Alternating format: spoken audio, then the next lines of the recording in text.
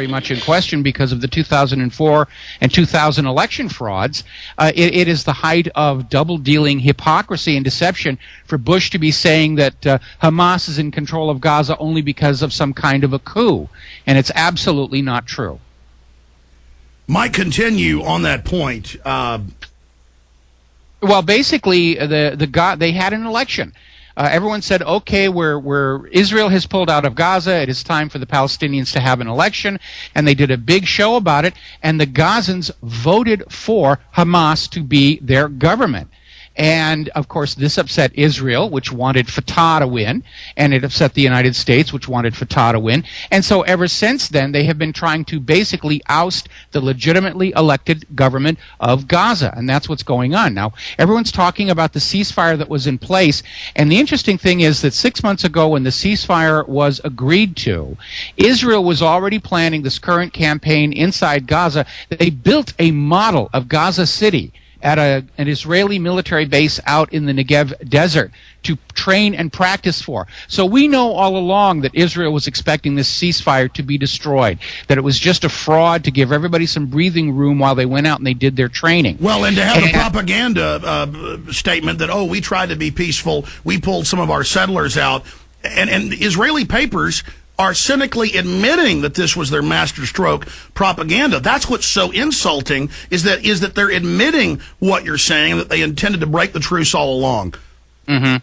Well, the important thing to remember is the ceasefire. It was not only just a ceasefire, but what Hamas said to Israel is, we will stop shooting rockets at you if you will allow supplies and material and the things that we need to run our lives to come in through the border crossings. And Israel reneged on that deal. All over the last 6 months, they keep making it more and more difficult for people and supplies and medicine and food and construction materials and school supplies to get over the border. Then November 4th, right on the same day as the U.S. elections, when the American people aren't paying attention, they slam the blockade absolutely shut.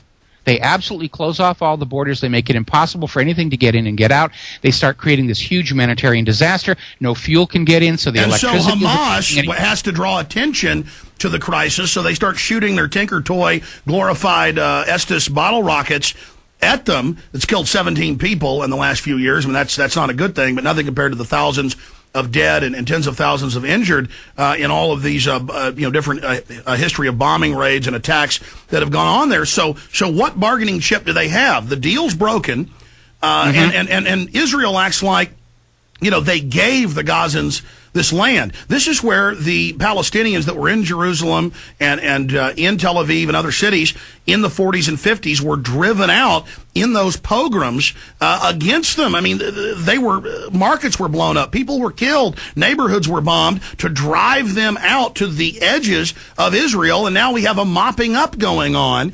And then the media dare claim that these are invading Muslims, invading Arabs into Israel. It's just such a hoax.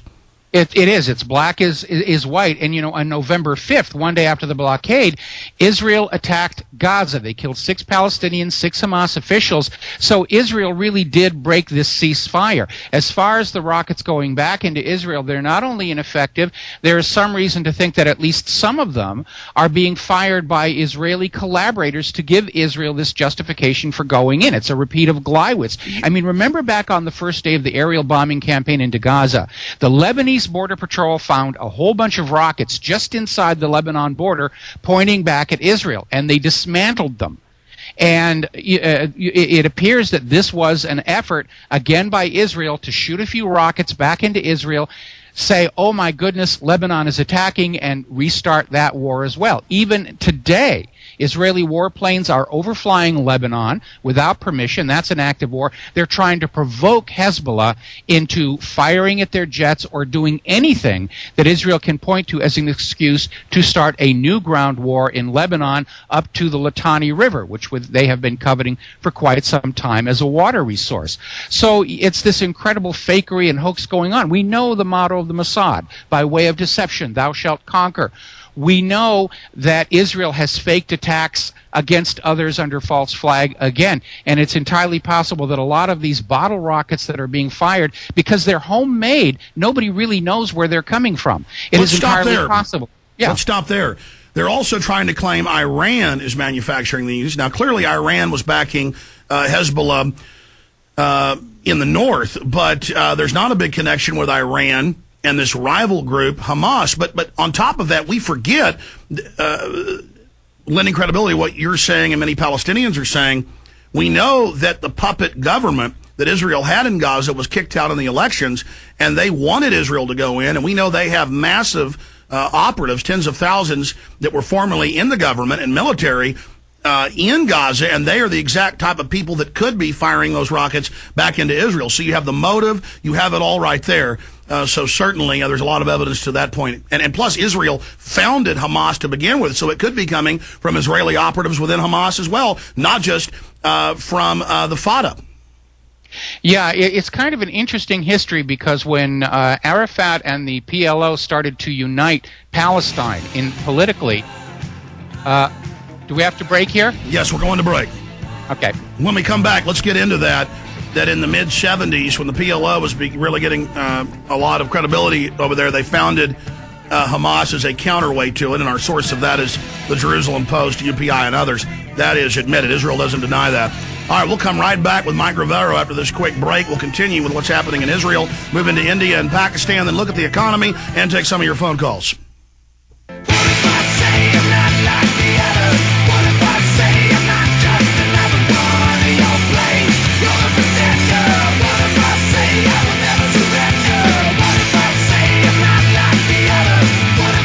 Mike Rivero is our guest. Mike, let's continue as we speak to him from Hawaii. Got him up on the video feed right now at prisonplanet.tv as we simulcast the 4-hour radio show here today. Continuing with the point you were trying to make as we went into the break. Well, basically the point is that when Yasser Arafat started to get the PLO to unify the Palestinians into a political movement to argue for their independence or their liberation, Shin Bet, the Israeli security force, created and secretly funded Hamas as a counterpoint to prevent the formation of a united Palestine. They just wanted to keep playing the two groups back and forth off of each other. Then when Arafat was assassinated, Israel basically stopped funding Hamas because they figured they didn't need him anymore, and Hamas basically didn't want to give up the political power they had collected, so they started working on their own and becoming, again, what Israel most feared, a political entity able to unite the Palestinians in their quest for independence from Israel. Well, that which does not kill you only makes you stronger. I mean, with this type of oppression, these people don't have a choice. They're always going to have to fight back, and frankly, all this adversity is only going to make them more cohesive. Absolutely. So Israel comes up with Fatah to basically play against Hamas the way they had originally funded Hamas to play against the PLO. And Hamas realizes they've been double-crossed on this matter, and Israel's going to keep on playing the game. Anytime anybody is able to start pulling together the Palestinians, Israel will create a new fake front group with a lot more money and a lot more support to stage terror attacks. Well, to keep the Palestinians divided against each other. And as long as they're squabbling against each other, they won't unite against their oppressors. It's called divide and conquer. We see it here in the United States, the rich against the poor, the men against the women, the young against the old, constantly the blacks against the white, constantly finding these divisions and keeping the American people squabbling among themselves. Yeah, rather than uniting against those entities which are actually the root of all their problems. All right, other points. Where do you see this going? How do you see this unfolding, the siege of Gaza City and the other two cities in the Strip? Where do you see that going? Do you see an escalation in U.S. or NATO or UN forces? We know those were openly discussed about going into southern Lebanon, but that didn't happen because of the unpopularity of Iraq and Afghanistan. Do you see them now getting new legs or a new lease on life, like Kissinger saying, you know, the world loves Obama so much, we're going to be able to get a lot of our New World Order agenda done, as he said at the stock exchange yesterday on CNBC. Where do you see this going? How do you see it unfolding? Well, obviously, the people who want a greater regional war are continuing to push for that. We saw it all over the talking heads earlier today. They're talking about how Iran is inevitably linked to what's going on in Gaza. They're trying to sell this as hard as they can. I think Israel's going to try and make any excuse they can to at least go back into Lebanon. This is going to not begin and end just with little tiny Gaza. This is definitely an opening to try and get a huge regional war going. There's a huge rush because of the upcoming Israeli elections. And, of course, even though Kissinger's making that statement about New World Order and Barack Obama, the consensus opinion within Israel itself is that Obama, as supportive as he has been for Israel, is not going to be writing the blank checks that Bush did for these wars of conquest and genocide. And so they want to get this thing really cranked up before Obama can come into office. They want to create the problem to commit the United States regardless. I agree with you. Now, by the way,